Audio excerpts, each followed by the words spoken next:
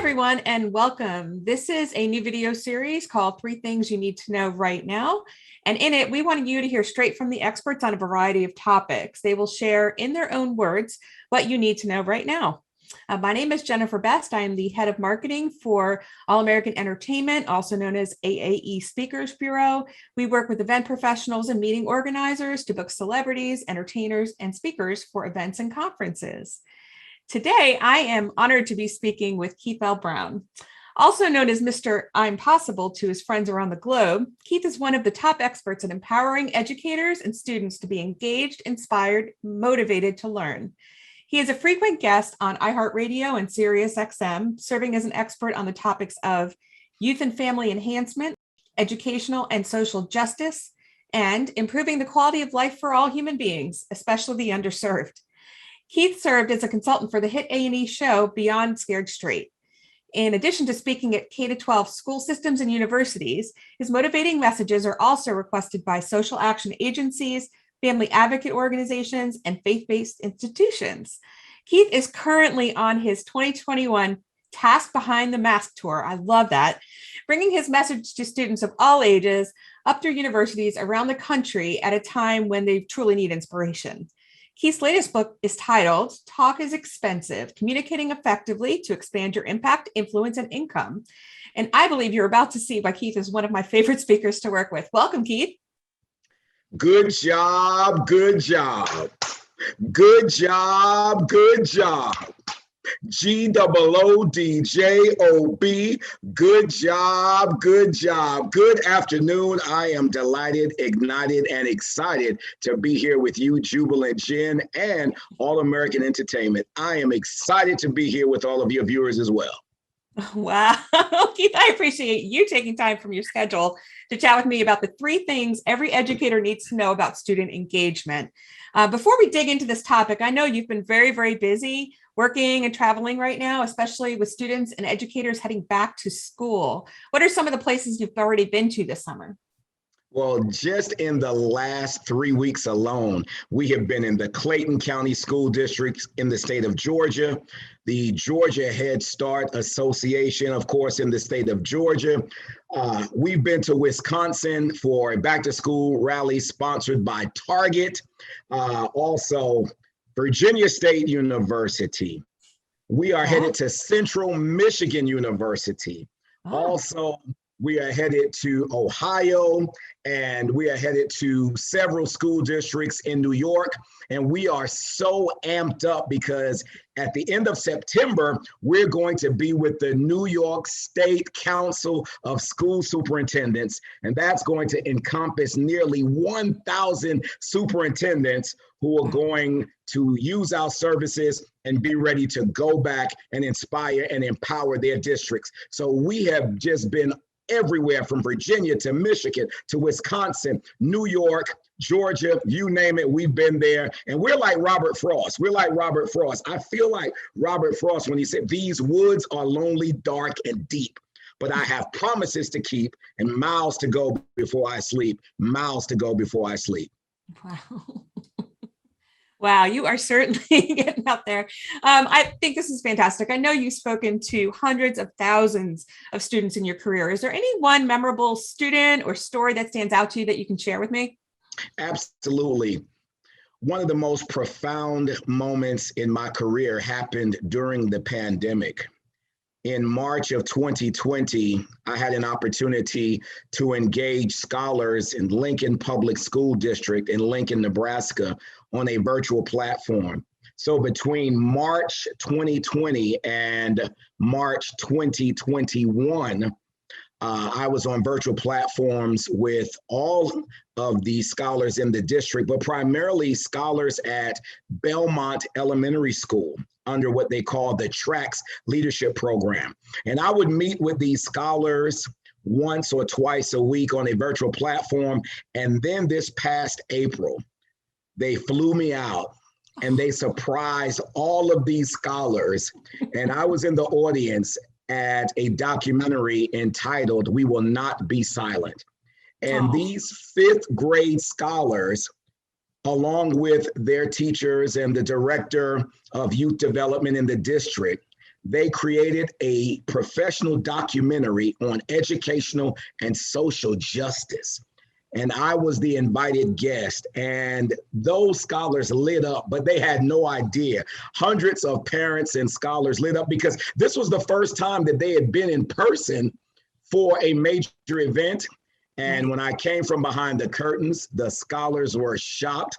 And I was shocked to be there. So I'm still engaging them in Lincoln Public Schools. And that was one memorable moment in my career that really stood out because there was still purpose during the pandemic. And I told those scholars we would not let the pandemic paralyze their purpose or diminish their destiny. And I'm still working with those scholars in Lincoln Public Schools at this moment. Wow, they are so lucky to have you. Wow. I'm excited for you to share with us the 3 things that educators need to know about student engagement. You clearly know a lot about the topic. What is the very first thing that we need to know? Well, the first thing we need to know in order to effectively engage those scholars, I need all educators, whether you're a first-year teacher or a seasoned educator, you need to practice what I call self-I care. Now, we've heard a lot about self-care, especially during the pandemic, about taking care of ourselves mentally and emotionally. The issue, however, is that educators who are servant leaders by nature, givers by nature, they practice self-care, but then many times they feel guilty. Many times they are apologetic. So, Jen, I've come up with a concept called self-I care.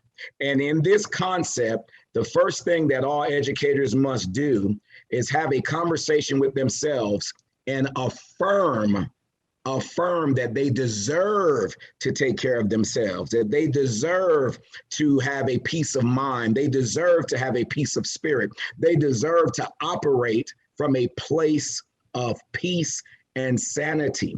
And that starts from within. That starts from having that daily conversation. As a matter of fact, I encourage educators across the globe, when your feet hit the floor, you need to start clapping. And many times they'll say, why? And I say, you need to start clapping because it may be the only standing ovation you receive all day. So if you would just start from a place of validating yourself, validating your worth, having those conversations where you tell yourself you have a right to release, you have a right to relax, and you have a right to restore. You have a right to build yourself back up because these are tedious times. And so never have we seen what we're seeing now in the history of our country, in the history of the world. So it's very important that those educators have those conversations with themselves, not that they need self-care, but from a standpoint that they deserve self-care. And I firmly believe when you take care of yourself, when you are operating from a place of peace, a place where you will not lease your peace, then you can engage scholars effectively. Then you can be that maximized educator. Then you can be more relevant than ever before. Then you can talk about differentiated instruction. Then your classroom management skills will be enhanced. But it starts with you being in a place of oneness, in a place of balance, in a place of peace. And it starts with self-I care, where you are the teacher, but you are also the scholar. Wow. Well, I think that really resonates with so many people right now. Obviously, our educators are so feeling the pandemic more than a lot of other industries. And I think just in general, it's really easy for us to feel like we're guilty for taking time for ourselves. And I think that the way that you're approaching it right now is so relevant. It's so important to know that it's okay to unplug and it's okay to really unplug and to take care of yourself. So I thank you for saying that. What is the second thing we need to know right now about student engagement? Well, one of the things we need to know is that more and more districts are pivoting back to virtual learning. We do understand that the goal was for everyone to begin in-person learning, but I'm already inspiring and empowering districts that are already pivoting back to virtual learning. And so with that being said, whether you are on a virtual platform or whether you're in person, you must begin the day with music and social emotional learning. You have to begin the day with music and social emotional learning. I mean, you have to tap into that musical intelligence because that gets the adrenaline pumping, that gets the blood flowing. And just as I did today when I started off with the GOODJOB, good job, good job. What that does is, yes, you got it. And what that does is, that prepares each scholar to let him or her know this is not going to be an ordinary day. This is going to be an extraordinary day, and you got to get them up. As a matter of fact, I started out in the districts where I've been. I just left Lansing, Michigan, and when I came into music, the scholars were shocked. But I played the cha-cha slide. I played the Cupid shuffle, and they were up.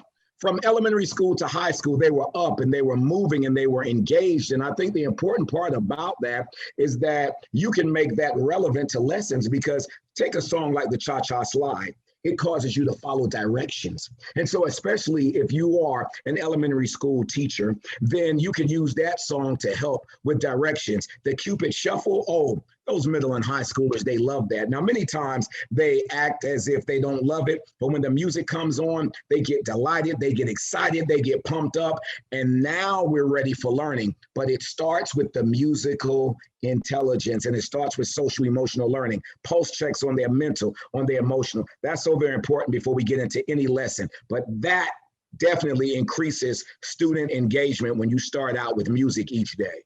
That's really interesting. I love how the power of music can set the tone, pun intended, for learning to happen. Yes. Yeah. Last but not least, what is the third thing you need to know about student engagement? The third thing you need to know about student engagement is, especially if you're on a virtual platform, you want to utilize the chat more than ever before. You want to utilize the chat, and you can do that through icebreakers. You can use that through team building. And so, for example, I always start and I say, I put this rock up, and this is the rock of compassion. And in the rock of compassion, I'll say, okay, scholars, in the chat, go ahead and put three ways that you exemplify compassion every day. And then they'll write those three things down. And then I tell them to remove the COM, and now you have passion. And then I tell them to break it down even further. You don't just have passion, because passion is you being enthused about learning. And I get them to turn those cameras on. And I tell them, if you're fired up, turn the cameras on. And it's like the paparazzi. Cameras are just popping on, and they're just getting excited. But then I tell them, and this is the favorite part, they love this, pass eye on. Pass eye on. That's passion. What are you passing on every day? And then I see the scholars saying honor, respect, love, empathy, and they're doing that. And if I'm in person, I do the same thing. And I don't call on anyone. I say, call it out. And they're competing with each other. And as they're competing with each other to get their voices out, their voices start to get louder and louder. And so we do that. And so utilize the chat if you're on a virtual platform. And if you're not, you get you some props to get them engaged once again, to get them talking, to get that movement in the classroom. And I guarantee you, they will be ready for any lesson that you put forth. Because Jen, at the end of the day, what are we gonna do? We're gonna help them create a path for math, form an alliance with science, become buddies with social studies, have a heart for language arts, and a positive perspective for all those electives. Oh my goodness. Thank you. Oh, wow. That one is definitely near and dear to us here in the event industry, because we have all been sort of challenged by virtual events, and it sounds like the education space is no different than that. We've seen chats as really a primary forum for people to engage during events, and it really helps us feel connected to other attendees, which I imagine is a similar concept to what you're explaining here for education. Absolutely. Awesome. Well, Keith, thank you so much for sharing your 3 things to know about student engagement for educators and organizations. I am positive our audience got a lot of great insight today. I know I did. To book Keith for an upcoming event, you're going to want to visit the link in the description below or check him out on aaespeakers.com. And we will also share a link to Keith's book, Talk is Expensive, in the show notes. So if you aren't already, please follow All American Entertainment on LinkedIn, Facebook, Twitter, and Instagram. And if you enjoyed this interview with Keith L. Brown, subscribe to our channel on YouTube and check out the other interviews in our 3 Things interview series. Thanks again, Keith, from the team at AAE Speakers Bureau. Thanks everybody for watching, and have a great day.